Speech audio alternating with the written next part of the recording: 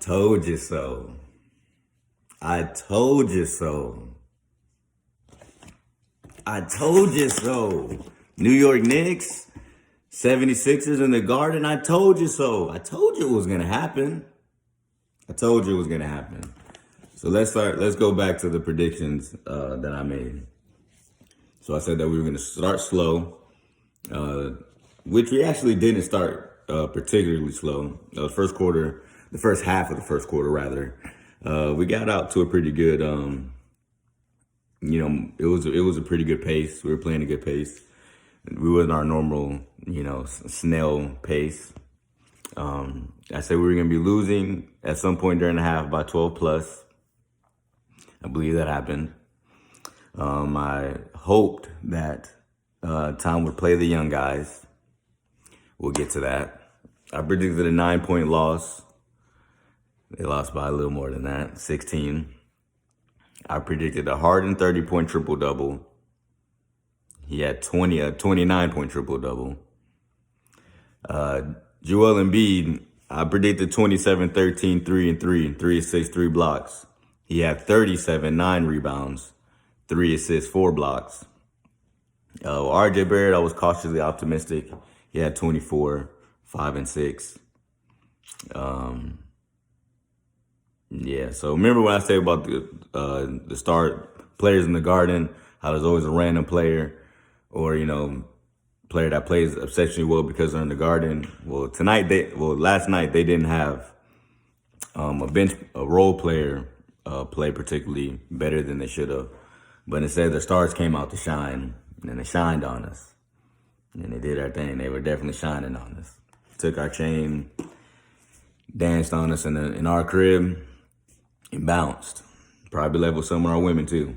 So that's what you should expect when you play like that at home, in front of your fans, in front of your girl, your kids. Kids watching, doesn't matter, because you're just playing for a check. That's what it looks like. And listen, that's what it looks like with some of these guys. I'm gonna go do a quick Bruce box score breakdown, because like I said, I have some notes for the game I'm gonna get to at the end. But when I was looking at the numbers, I wanted to see how close I got to Joel Embiid's and James Harden's numbers. The first thing I want to go to is what I've been screaming for a while now, guys. These minutes are a problem. Now, he played quickly, and you saw what he did. 5 of 13 isn't the greatest, but he had 3 threes, had 21 points, 5 rebounds. I didn't see this still. I don't have the large breakdown. But Cam Reddish plays 17 minutes. Obi Toppin plays 16 minutes. This is a problem. These are players we have to know what they're about. Now, Jericho Sims, he plays 18 minutes. What happens? He gives you 10 rebounds and 2 assists. And this is against Joel Embiid. Now, granted, he fouled out in 18 minutes, but he's a young player battling. Physical freak. This guy can jump out the gym. Jumping out the gym. Get him. Come on, man. We got to get this guy on the court. The fact that Obi Toppin and Cam Reddish, neither one of these guys have been playing 20 minutes. It's insane. It's insane. But we're going to have to make it. And then Mitchell Robinson had the foul trouble. Games like this, 4 points, 4 rebounds, 6 points, and 17 minutes fouling out. It's a game like this, I question how much you really want to pay Mitchell Robinson. I like this young brother. I do. I like this young brother. We took a chance on him. He's proven to be a defensive specialist. I think he could, potentially be a third team all defensive NBA worst. But that was a pretty pathetic game. He got took to school by Joel Embiid. Joel Embiid took his lunch. Took his lunch for sure. I was going to come on here and say that Joel Embiid and James Harden got a lot of fouls that they shouldn't have got.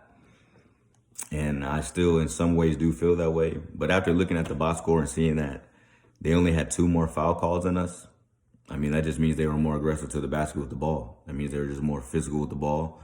That means when they had the ball in their hands and they were getting fouled, they were in more advantageous positions to score. So I can't necessarily blame the rest for that. Is it coaching? Is it the players? A combination of both. All right, so let's get to the notes that I was making during the game. I got up to halftime. I had to leave. I had to make some moves. So I was only able to watch the game and listen to the game. I wasn't able to sit and make notes. So RJ Barrett started the game, getting to the free throw line and made both. That's a nice sign. This young brother, I really think he's starting to step into his own. Knicks fans, if you're watching, which I hope you are, we got to let the John Morant stuff go. You got to let it go. We don't have John Morant. We have RJ Barrett. That's life. Once you accept that, everything's be a little bit easier. And that's not even in like just saying we have to accept it. It's just we don't have him, so it is what it is. RJ Barrett is showing that he can play. He step into his own.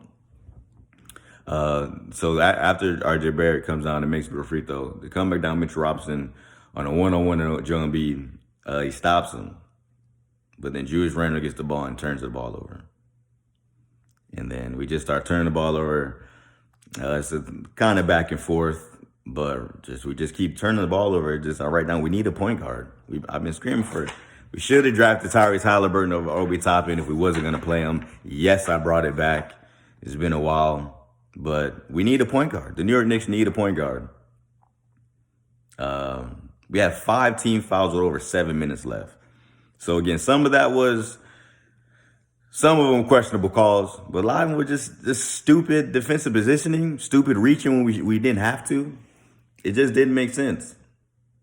Like I said, some of these calls are outrageous, some are warranted, but we might have to search for some wire transfers.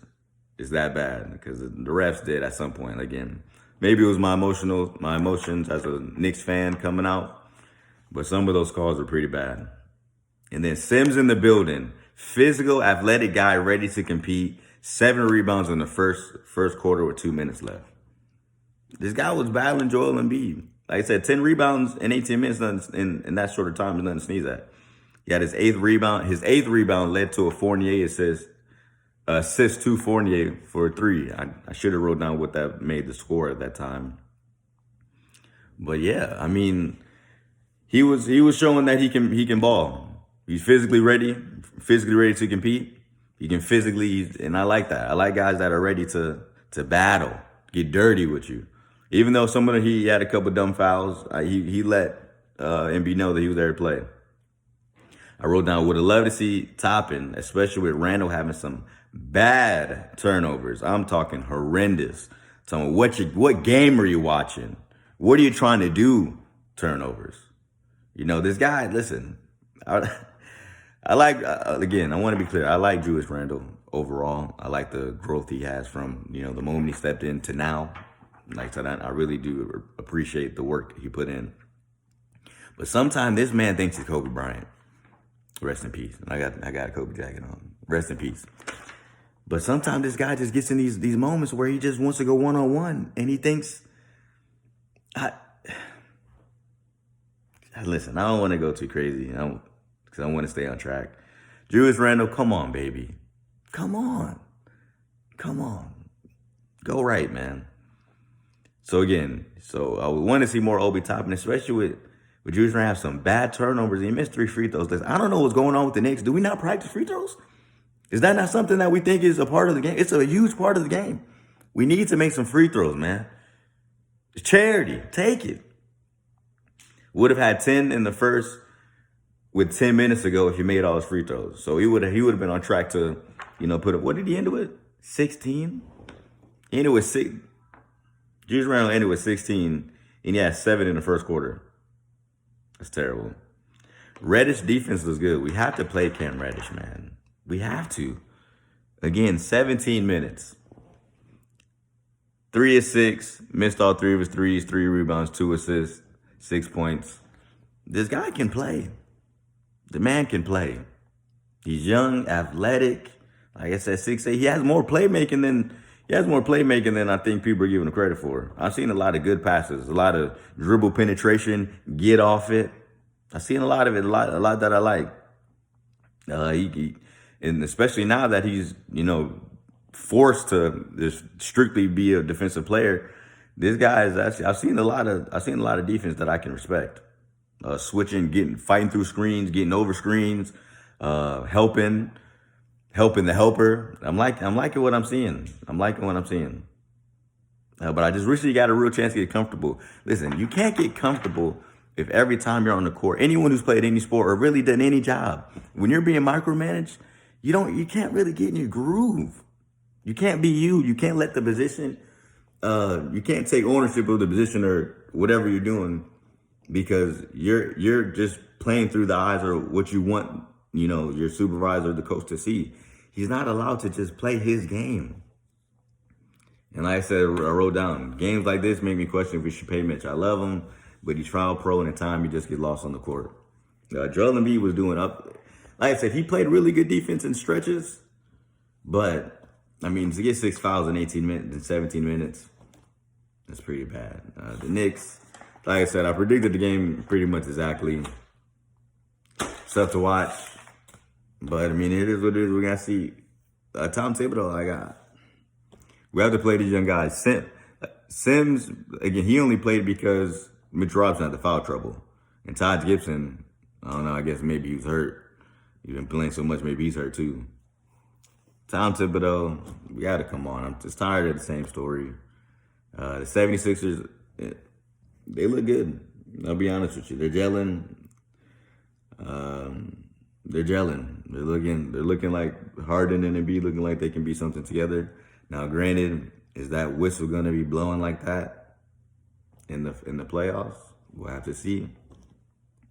I don't know if they're gonna be getting that friendly whistle in the playoffs. I don't know if a team is gonna be playing such atrocious defense, playing with their hands and not their feet. I don't know if they're gonna meet a team like that in the playoffs. So I guess only time will tell.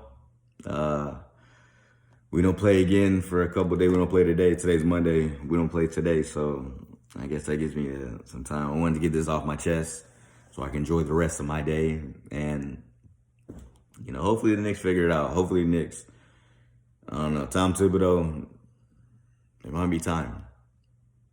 We'll see. But until then, show me love. Send it to a buddy. I appreciate you.